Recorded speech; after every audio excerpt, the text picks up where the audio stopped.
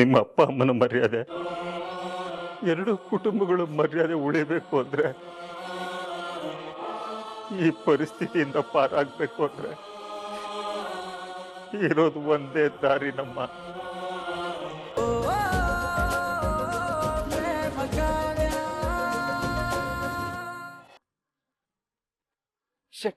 ಅಣ್ಣ, ದೊಡ್ಡಮ್ಮಂಗೆ panic attack ಆಗಿದೆ, injection ಕೊಡ್ಬೇಕು. ನಾನು ಹೋಗಿ ತರ್ತೀನಿ. ಅಮ್ಮ ಅಮ್ಮ ಅಮ್ಮ ಅಮ್ಮ ಅಮ್ಮ ನಿಂದಮ್ಮ ಅಂತ ಕಣಮ್ಮ. ಅಮ್ಮ ಕಣ್ಬಿಡಮ್ಮ. ಅಮ್ಮ ಮಾತಾಡಮ್ಮ.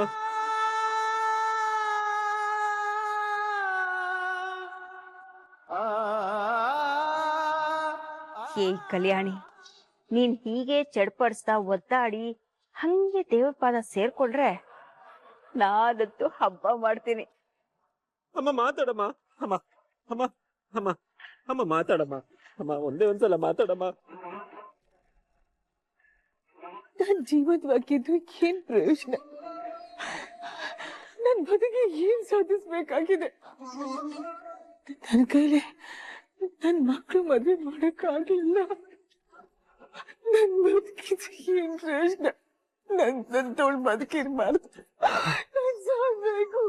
ಅಮ್ಮ ಅಮ್ಮ ನಿಂದಮ್ಮಯ್ಯ ಅಂತ ನಂಗೆಲ್ಲ ಮಾತಾಡ್ಬೇಡಮ್ಮ. ಅಮ್ಮ ಎಚ್ಚರ ಮಾಡ್ಕೊಳಮ್ಮ. ಅಮ್ಮ ಮಾತಾಡಮ್ಮ. ಅಮ್ಮ ಲೋ ರಾಮ್, ಬೇಗ ಬಾರೋ. ಅಮ್ಮ ನಿಂಗೇನು ಆಗಲ್ಲಮ್ಮ. ಅಮ್ಮ ಧೈರ್ಯವಾಗಿರಮ್ಮ.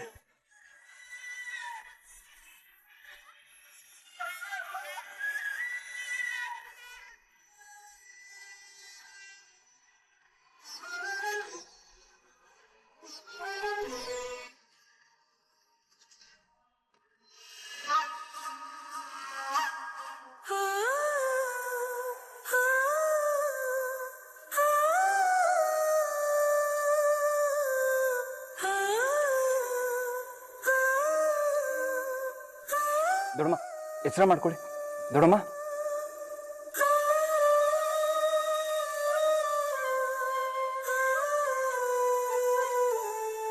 ಮಾದೇವ, ನನ್ ಬದುಕಿದನು ಸತ್ತಾಗಿದೆ. ನನ್ನ ಬಿಟ್ಬಿಡಿ, ನನ್ನ ದೇವ್ರ ಪಾದ ಸೇರ್ಕೊಂಡ್ಬಿಡ್ತೀನಿ. ಅಯ್ಯೋ ದೊಡ್ಡಮ್ಮ, ಯಾಕೆ ಈಗೆಲ್ಲ ಮಾತಾಡ್ತಿದ್ದೀರಾ? ಅಮ್ಮ ನನ್ನಿಂದನೇ ಇದೆಲ್ಲ ಆಯ್ತಿರೋದು. ನನ್ನಿಂದನೇ ನಿನ್ಗೆ ಇಷ್ಟೊಂದು ಕಷ್ಟ. ನಿಂಗ್ ನೋಡಕ್ ಆಯ್ತಿಲ್ಲ ಕಣಮ್ಮ. ನನಗೆ ಮದ್ವೆನು ಬೇಡ, ಏನು ಬೇಡ. ನನಗ್ ನೀನ್ ಮುಖ್ಯ ಕಣಮ್ಮ. ನೀನ್ ಚೆನ್ನಾಗಿರ್ಬೇಕಷ್ಟೇ ನನಗೆ. ನೀನ್ ಮುಖ್ಯ. ಕಲ್ಯಾಣಿ, ಎದೆಗ್ ಬಂದ್ಬೇಡಮ್ಮ. ನಿನ್ ಮಗ ಮಾದೇವನ್ ಮದ್ವೆ ಖಂಡಿತ ನಡೆಯುತ್ತಮ್ಮ. ಆ ದೇವರೇ ಬಂದ್ರು ಈ ಮದ್ವೆ ನಿಲ್ಸೋದಿಕ್ಕಾಗಲ್ಲ.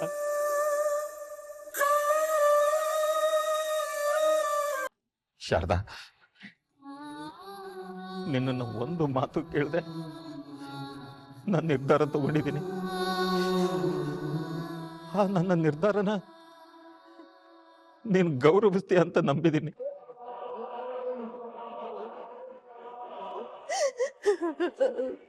ಖಂಡಿತ ಗೌರವಿಸ್ತೇನ್ರಿ. ನೀವೇನೇ ನಿರ್ಧಾರ ತಗೊಂಡ್ರು ಸರಿಯಾಗೇ ಇರುತ್ತೆ. ಇದಕ್ಕೆ ನನ್ ಸಂಪೂರ್ಣ ಒಪ್ಪಿಗೆ ಇದೆ.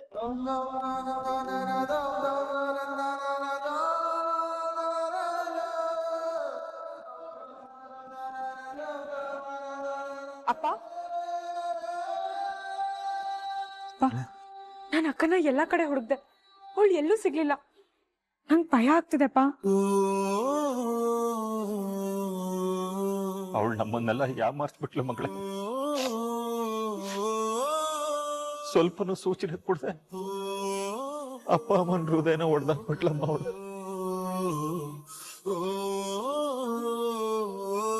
ಅವಳನ್ನ ಹೆತ್ತು ಹೊತ್ತು ದೊಡ್ಡವಳನ್ನ ಮಾಡಿದ್ದಕ್ಕೆ ನಮಗ್ ದೊಡ್ಡ ಬಹುಮಾನನೇ ಕೊಟ್ಬಿಟ್ಲು. ನಾ ಮನ್ಸಲ್ಲೂ ಅನ್ಕೊಂಡಿರ್ಲಿಲ್ಲ ಅವಳು ನಮ್ಗೆ ಹಿಂಗ್ ಮಾಡ್ತಾಳೆ ಅಂತ. ಅಮ್ಮ, ದಯವಿಟ್ಟು ನೀವಿಬ್ರು ಅಳ್ಬೇಡಿ. ಇನ್ನೇನ್ ಮಾಡ್ಬೇಕಮ್ಮ? ಏನ್ ಉಳಿಸಿದಾಳು ಅವಳು?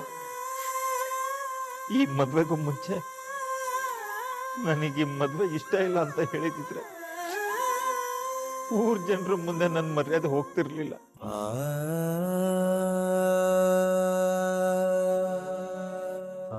ಇದನ್ ಮಾಡೋದಕ್ಕಿಂತ ತನ್ನ ಕೈಯಾರೆ ನನ್ನನ್ನು ಸಾಯಿಸಿ ಹೋಗಿದ್ದಿದ್ರೆ ಎಷ್ಟೋ ಚೆನ್ನಾಗಿರ್ತಾ ಇತ್ತು. ಅಪ್ಪ ಯಾಕೆ ಇದ್ರ ಎಲ್ಲ ಮಾತಾಡ್ತಾ ಇದ್ದೀರಾ?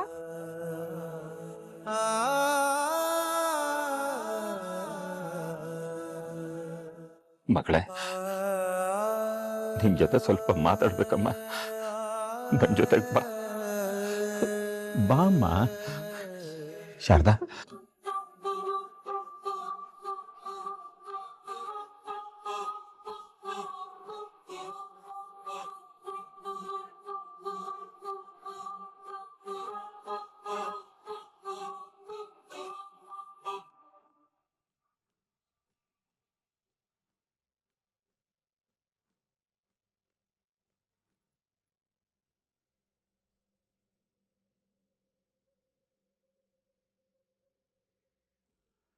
ಮಗಳೇ, ಹೇಳಿಪ್ಪ.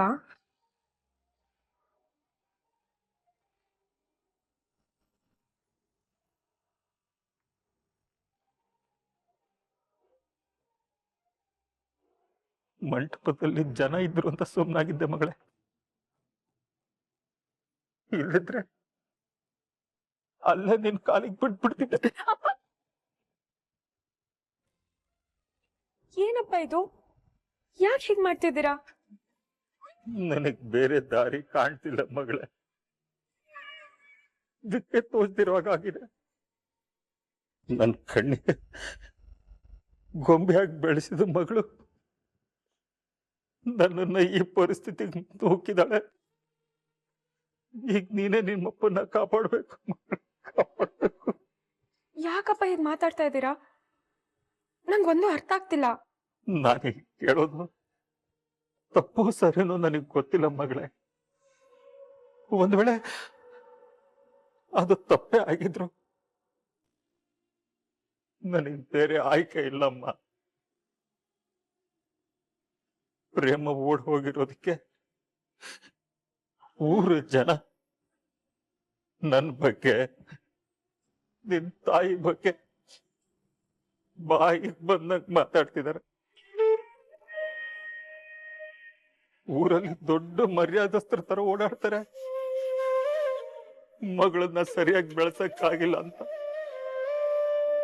ಮಾತಲ್ಲೇ ಚುಚ್ಚಿ ಚುಚ್ಚಿ ಸಾಯಿಸ್ತಿದ್ದಾರೆ.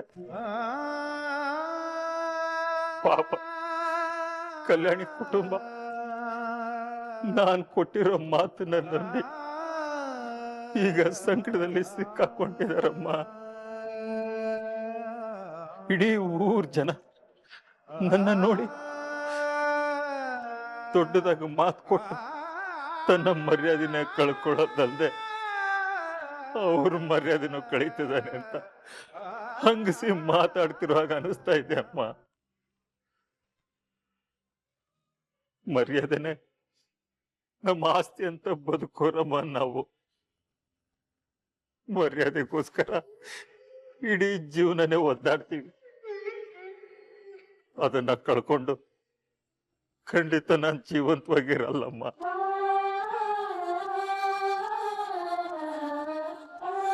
ಕಷ್ಟಪಟ್ಟು ದುಡಿಯೋದು, ಲೆಕ್ಕಾಚಾರ ಹಾಕಿ ದುಡ್ಡಿಗೆ ದುಡ್ಡು ಸೇರಿಸಿ ಆಸ್ತಿ ಮಾಡೋದು, ಮನೆ ಕೊಟ್ಟೋದು, ಕಾರ್ ತಗೊಳ್ಳೋದು, ಮಕ್ಕಳನ್ನ ದೊಡ್ಡ ದೊಡ್ಡ ಶಾಲೆಗೆ ಸೇರ್ಸೋದು,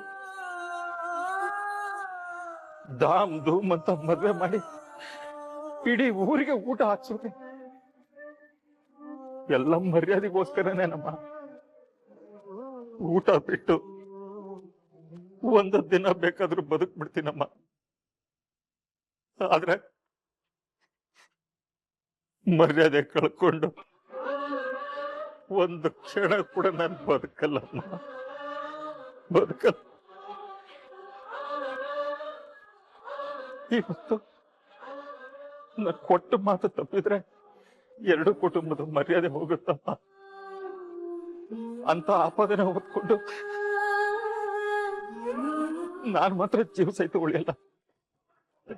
ಇವತ್ತು ನಿಮ್ಮಪ್ಪನ ಮಾತು ಉಳಿಬೇಕು ಅನ್ನೋದಾದ್ರೆ ಅದು ನಿನ್ನಿಂದ ಮಾತ್ರ ಸಾಧ್ಯ.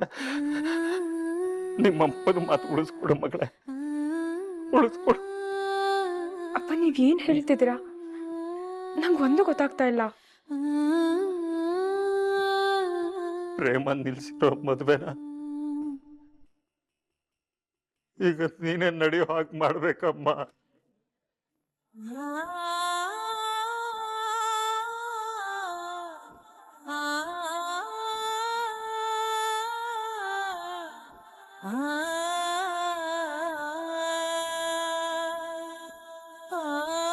ಅಕ್ಕ ಬೇಡ ಮಹೇಶ್ವರಿ. ಅಕ್ಕ ಹೀಗ್ ಮಾಡಿದ್ರೆ ಹೇಗಕ್ಕ? ನಿಮ್ ಆರೋಗ್ಯದ ಗತಿ ಏನು? ನಾವೆಲ್ಲರೂ ನಿಮ್ಮನ್ನೇ ನಂಬ್ಕೊಂಡಿದೀವಿ. ನೀವೇ ನಮ್ ಕುಟುಂಬದ ಆಧಾರ. ನೀವೇ ಧೈರ್ಯ ಕಳ್ಕೊಂಡ್ರೆ ನಮ್ಗೆಲ್ಲ ಧೈರ್ಯ ಹೇಳೋರು ಯಾರಕ್ಕ?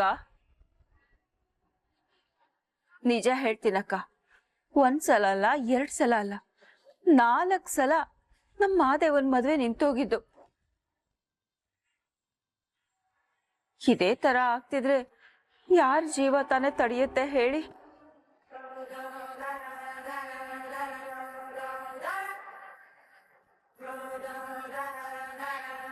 ನಿಜ ಹೇಳ್ತೀನಕ್ಕ, ನಿಮ್ ಜಾಗದಲ್ಲಿ ನಾನೇನಾದ್ರು ಇದ್ದಿದ್ರೆ ನಾನ್ ಏನಾದ್ರೂ ಮಾಡ್ಕೊಂಡ್ ಬಿಡ್ತಿದ್ನೇನೋ.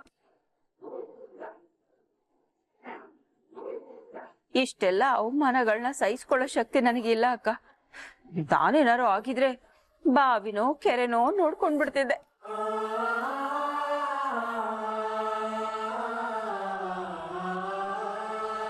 ಏಯ್ ಮಹೇಶ್ವರಿ, ಯಾವ ಟೈಮಲ್ಲಿ ಏನ್ ಮಾತಾಡ್ಬೇಕಂತ ಗೊತ್ತಿಲ್ವೇನೆ? ಮೊದ್ಲೇ ನೊಂತಿದ್ದಾರ ಅವರು, ಅವ್ರಿಗೆ ಏನೇನೋ ಹೇಳ್ತಾ ಇದೆಯಲ್ಲ. ನೋಡು, ಹೋಗ್ತಾ ಇರೋ. ನನ್ ಮೇಲೆ ಯಾಕ್ರಿ ರೇಗ್ತೀರಾ? ಹೊಟ್ಟೆಲ್ ಹುಟ್ಟಿದ ಮಕ್ಳಿಗೆ ಮದ್ವೆ ಮಾಡ್ಸಕ್ ಆಗದೆ ಇರೋ ಸಂಕಟ ನನಗ್ ಮಾತ್ರ ಅರ್ಥ ಆಗೋದು.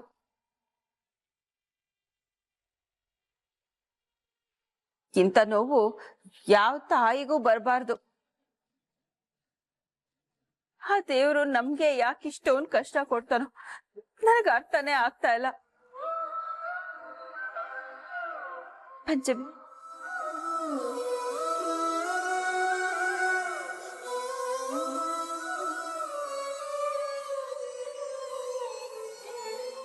ಮಗಳೇ, ನಿಮ್ಮ ಅಪ್ಪ ಅಮ್ಮನ ಮರ್ಯಾದೆ, 2 ಕುಟುಂಬಗಳು ಮರ್ಯಾದೆ ಉಳಿಬೇಕು ಅಂದ್ರೆ, ಈ ಪರಿಸ್ಥಿತಿಯಿಂದ ಪಾರಾಗಬೇಕು ಅಂದ್ರೆ ಇರೋದು ಒಂದೇ ದಾರಿ ನಮ್ಮ. ಅದು ನಿನ್ನಿಂದ ಮಾತ್ರ ಸಾಧ್ಯ. ನೀನು